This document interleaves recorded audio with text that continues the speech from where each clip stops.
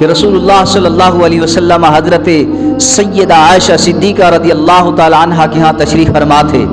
حضرت عروہ بن زبیر حضرت عائشہ سے روایت کرتے ہیں کہ اسی رات شب برات 15 شعبان کی رات رسول اللہ صلی اللہ علیہ وسلم حضرت عائشہ کے ساتھ تشریف فرما تھے۔ عشاء کی نماز کے بعد آقا کریم صلی اللہ علیہ وسلم اپنے حجرے سے اٹھے اور جنت بقیع کی طرف چلے گئے۔ حضرت سیدہ عائشہ نے دل کے اندر سوچا کہ آج رات اللہ کے نبی کے رہنے کی تو میرے ساتھ باری ہے، لیکن اللہ کے نبی آج کہاں جا رہے ہیں؟ تو حضرت عائشہ رسول اللہ صلی اللہ علیہ وسلم کو دیکھنے کی خاطر اللہ کے نبی کے پیچھے چل پڑی۔ چلتے چلتے رسول اللہ صلی اللہ علیہ وسلم جنت البقیع میں پہنچے۔ جنت البقیع میں پہنچ کر رسول اللہ صلی اللہ علیہ وسلم اپنی آنکھیں اور اپنا چہرہ آسمان کی طرف اٹھا کر دعا کرتے رہے۔ حضرت عائشہ پہنچ گئی پیچھے، رسول اللہ صلی اللہ علیہ وسلم نے مڑ کر دیکھا تو حضرت عائشہ تھی۔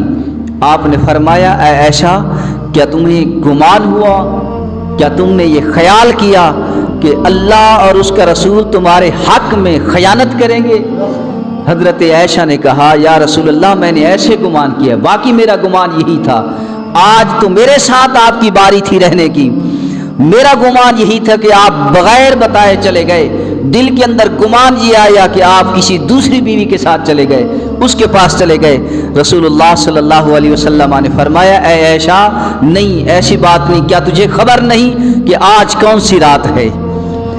آج شب برات ہے، آج وہ رات ہے کہ جس رات اللہ کریم بنی کلب کی بکریوں کے بالوں کے برابر اللہ کریم مخلوق کی بخشش فرماتا ہے۔